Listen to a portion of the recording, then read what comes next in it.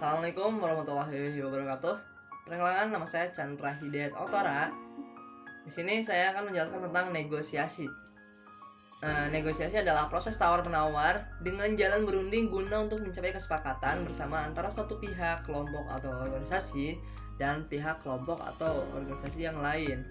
Atau juga bisa penyelesaian sengketa secara damai melalui perundingan antara pihak yang bersengketa. Negosiasi merupakan suatu proses yang terkadang akan melahirkan perang urat syaraf atau akan berakhir pada kekalahan semua pihak. Karena itu, kesantunan dalam berkata-kata, perhatian yang diberikan pada pihak lain, dan sikap baik yang ditunjukkan kadang akan melunturkan suasana sehingga negosiasi lebih mudah dilaksanakan. Negosiasi merupakan suatu hal yang pokok dan terpenting dalam bisnis. Untuk melakukan rencana perkembangan dengan mitra bisnis, negosiasi bisnis berbeda dengan jenis negosiasi lainnya. Dalam suatu negosiasi bisnis, setiap pihak yang terlibat berusaha untuk menemukan suatu win-win solution. Dalam hal bernegosiasi, ada beberapa strategi agar kita bisa mendapatkan apa yang diinginkan, atau bisa saja keduanya tidak mendapatkan keuntungan sama sekali. Yang pertama ada strategi menang-menang atau win-win solution. Pada strategi menang-menang, kedua belah pihak berada pada posisi yang menguntungkan karena dalam perundingan diupayakan menciptakan suasana yang memberikan kesan tidak ada pihak yang kalah dengan mentengahkan pemberian atau keuntungan yang terbaik secara jujur dan adil. Dengan menang-menang, banyak hal yang bisa diraih. Setidaknya ada 3 jenis kesuksesan yang bisa tertangkap dalam strategi dengan cara kali ini. Yang pertama ada komunikasi. Strategi menjadi lebih mudah karena mempunyai tujuan bukan untuk mengalahkan partner, melainkan untuk membantunya. Yang kedua, keuntungan win-win solution. Dalam komunikasi, strategi adalah sebuah keuntungan tidak terbatas karena proyek akan menjadi lebih sempurna dan proyek-proyek selanjutnya akan terbuka. Yang ketiga, hati yang gembira akan menjadi milik Anda dan juga partner.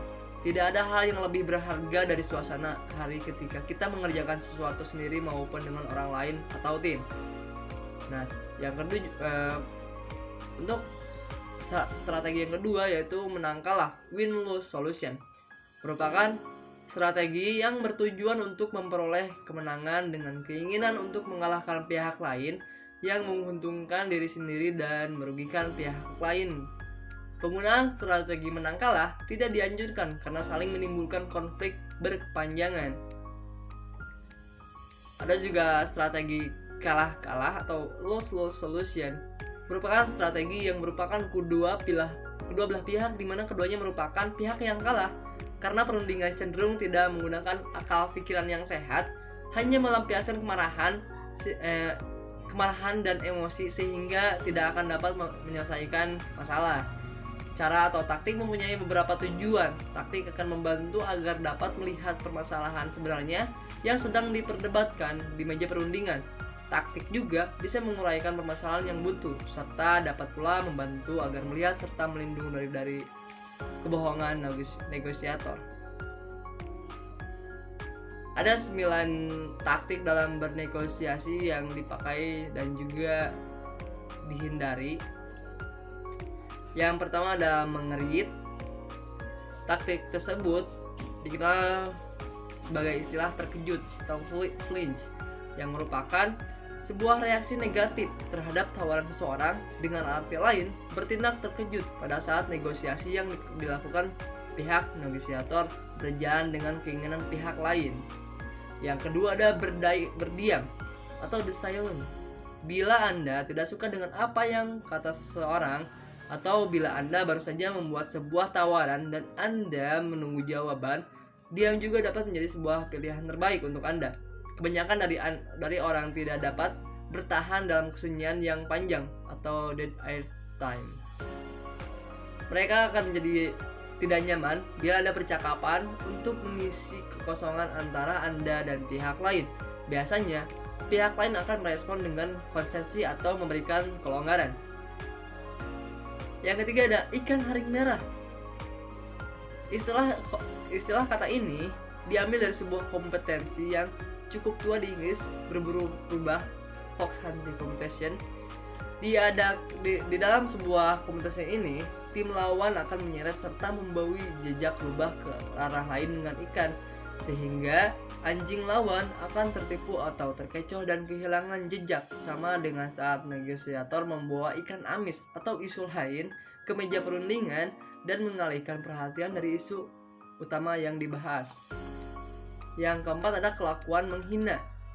Semua bentuk perilaku umum dianggap kurang bermoral serta tidak bisa diterima oleh lingkungan dengan tujuan memaksa pihak lain untuk menyetujui, seperti pihak manajemen muak dengan tuntutan yang dianggap tidak dapat masuk akal dan terpaksa menandatangani kontrak dengan air mata lalu membuangnya dengan cara ganas dan dramatis seolah-olah diliput oleh media.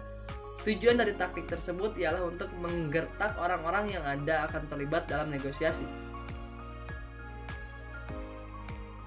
Yang kelima, yang tertulis, the written word, merupakan suatu persyaratan yang ditulis dalam perjanjian yang tidak bisa diganggu gugat. Perjanjian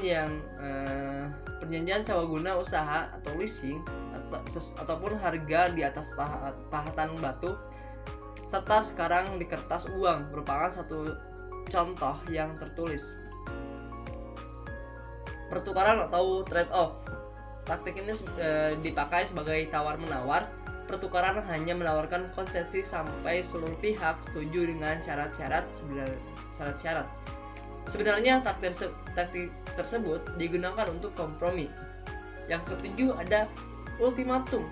Pemakaian ultimatum terkadang saldo efektif sebagai taktik pembuka dalam bernegosiasi, tetapi saat dalam negosiasi yang panjang, saat Anda merasa perlu memakai taktik tersebut. Yang kedelapan adalah berjalan keluar atau walking out. Biasanya ibu-ibu pakai cara ini ya. Pada beberapa keadaan, berjalan keluar bisa dipakai sebagai strategi untuk memberikan tekanan pada pihak lain. Kayak ibu-ibu kalau lagi tawar-menawar, jual lalu pergi, terus si penjual bilang, "Bu, gimana ini jadi, Bu?" Yang kesembilan ada kemampuan untuk mengatakan tidak. The ability to say no. Taktik memang peran yang begitu penting dalam segala macam strategi negosiasi, dari cara menyampaikan cara tepat. Pertama, serta yang paling dasar untuk mempelajari taktik ialah apapun jika mengatakan tidak secara langsung diterjemahkan oleh pihak lain sebagai iya. Ada mungkin satu contoh untuk win-win solution, yaitu salah satu kegiatan public relation adalah negosiasi yang terdapat pada bauran humas dan pada perusahaan PT Arina Muktikarya. Fungsi humas dijalankan oleh divisi marketing. Peran marketing sangat penting bagi perusahaan karena marketing menjalankan tujuan utama perusahaan, yaitu dengan bernegosiasi pada klien untuk menuju kesepakatan. Maka dari itu, marketing perlu menggunakan strategi negosiasi yang tepat untuk kesuksesan dalam bernegosiasi. Dari negosiasi, divisi marketing dalam meyakinkan klien untuk mencapai kesepakatan dan dari masalah. Strategi negosiasi yang digunakan oleh marketing yaitu win-win solution. Masing-masing pihak tidak ada yang dirugikan atau sama sekali untung. Tetapi pada suatu saat tertentu loss win juga bisa dilakukan, yaitu salah satu pihak mengalahkan dengan keperluan tertentu sebelum proses negosiasi. Marketing melakukan persiapan dengan mengumpulkan informasi serta data harga pasaran sebagai bahan pertimbangan pada saat bernegosiasi, dan juga pendekatan Anda ke klien agar memudahkan pada saat bernegosiasi. Saran yang harus dilakukan oleh PT Arina Muktikarya adalah melakukan kegiatan negosiasi. Marketing harus lebih memahami tugasnya, bukan hanya sebagai marketing yang menawarkan suatu kerjasama, tetapi juga yang membawa nama besar perusahaan serta menciptakan citra positif bagi perusahaan. Dan untuk contoh dari win solution atau menang kalah, yaitu ada perdebatan di antara dua distributor yang saling menyalahkan karena ada salah satu pihak yang melakukan undercutting atau menurunkan harga jual. yang menyebabkan harga pasar jadi anjlok.